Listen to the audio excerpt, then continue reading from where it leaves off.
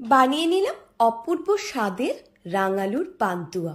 নরম তুলতুলে, মুখে দিলেই মিলিয়ে যাওয়ার মতন। নমস্কার বন্ধুরা, আমি অপালা। অপালার রান্নাঘরে আপনাদের সকলকে স্বাগত জানাই। ভিডিওটা সম্পূর্ণ দেখার অনুরোধ রইল। ভালো লাগলে আমার চ্যানেলটিকে সাবস্ক্রাইব করে আমার বন্ধু হয়ে পাশে থাকার অনুরোধ রইল। তাহলে চলুন আর দেরি না করে রেসিপিতে চলে যাই। এখানে আমি 4টে রাঙালু নিয়ে নিয়েছি। রাঙালুগুলোকে ভালোভাবে ধুয়ে প্রেসার কুকারে করে এগুলোকে আমি সেদ্ধ করে নেব। আমার প্রেসার কুকারে 3টে সিটি লেগেছে রাঙালুগুলো সেদ্ধ করার জন্য। আপনারা আপনাদের প্রেসার কুকার অনুযায়ী সেটা দেখে নেবেন। সেদ্ধ হয়ে যাওয়ার পর প্রেসার কুকারটা একটু ঠান্ডা করে আমি রাঙালুগুলোকে সব বার করে নিচ্ছি একটা থালার মধ্যে।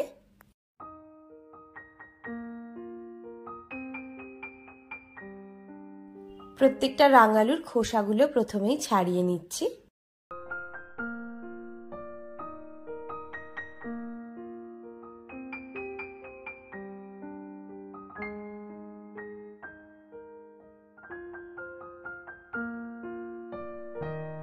এইবার রাঙালুগুলোকে ভালোভাবে চটকে নিচ্ছি। তারপরে হাতটা ভালোভাবে ধুয়ে খুব ভালোভাবে মেখে নিচ্ছি যেন এর মধ্যে রাঙালুর কোনো গুটলি না থেকে যায়। 2 টেবিল চামচ ময়দা নিয়ে নিয়েছি। 3-4টে ছোট এলাচকে গুঁড়ো করে নিয়ে নিয়েছি। আর এখানে নিয়েছি কিছুটা মিল্ক পাউডার। মেজারিং কাপের হিসেবে দেখলে এটা হচ্ছে 1/3 কাপ, মানে ওই 5-6 টেবিল চামচ মতো।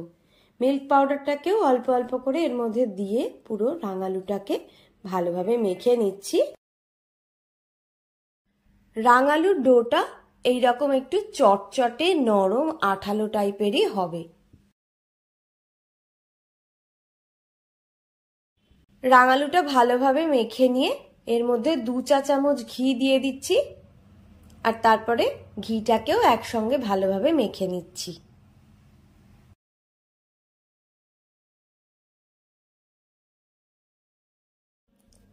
এবার এটাকে আমি ঢাকা দিয়ে মিনিট 15 জন্য রেস্টে রেখে দিচ্ছি। ততক্ষণ আমি রসটা বানিয়ে নিচ্ছি। এখানে 1 বাটি মিছরি নিয়ে নিয়েছি আর সঙ্গে দিয়েছি 1.5 বাটি জল।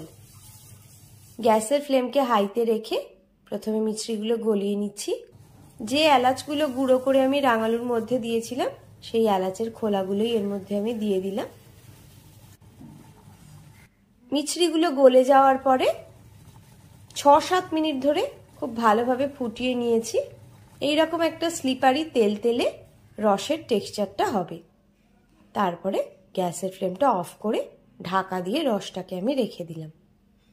এদিকে মিনিট 15 হয়ে গিয়েছে। এবার রাঙালুর থেকে আমি বলগুলো বানিয়ে নেব। হাতের মধ্যে একটু ঘি নিয়ে নিয়েছি। অল্প একটু রাঙালুকে নিয়ে হাতের মধ্যে এইভাবে গোল করে আমি একটা রাঙালুর বল বানিয়ে নিলাম। কিন্তু রাঙালুটা যেহেতু খুবই নরম, তাই হাতের মধ্যে আটকে আটকেই যাচ্ছে। সেই জন্য আমি এখন আর গোল করলাম না, এমনি মাপ মতন কয়েকটা ভাগ করে আমি শুধু রেখে দিচ্ছি। এবার এটাকে আমি 10 মিনিটের জন্য ফ্রিজে রেখে দিচ্ছি সেট হওয়ার জন্য। 10 মিনিট পরে দেখুন এগুলো খুব সুন্দর সেট হয়ে গিয়েছে। আর হাতের মধ্যে কিন্তু ঘিও মাখাতে হচ্ছে না। এইরকম সুন্দরভাবে বলগুলো আপনারা বানিয়ে নিতে পারবেন। বলগুলো বানানোর সময় চেষ্টা করবেন বলগুলো যেন স্মুথ হয়। যতটা স্মুথ হবে পান্তুয়াগুলো কিন্তু দেখতে ততটাই সুন্দর হবে। এক এক করে সবগুলো বল আমি বানিয়ে নিলাম। এবার কড়াইতে রিফাইন্ড অয়েল নিয়ে নিয়েছি। গ্যাসের ফ্লেমকে একেবারে লোতে রেখে পান্তুয়াগুলো ভেজে নিচ্ছি। প্রথম অবস্থায় পান্তুয়াগুলোকে কিন্তু নাড়াবেন না, একটু পরে কড়াইটা ধরে একবার নাড়িয়ে নিতে পারেন, বা এরকম একটা সিলিকনের স্প্যাচুলা দিয়ে বা যে কোনো কাঠি দিয়ে সাইডে তেলটাকে নাড়াবেন। তারপরে পান্তুয়াগুলো এইরকম ব্রাউন কালার হয়ে গেলে উঠিয়ে নেবেন। আর তেলের পরিমাণটাও কিন্তু যেন এরকম হয় অন্তত পান্তুয়ার 3/4 পোর্শন তেলে ডুবে থাকে। তাহলে পান্তুয়াগুলোর শেপটা সুন্দরভাবে হবে।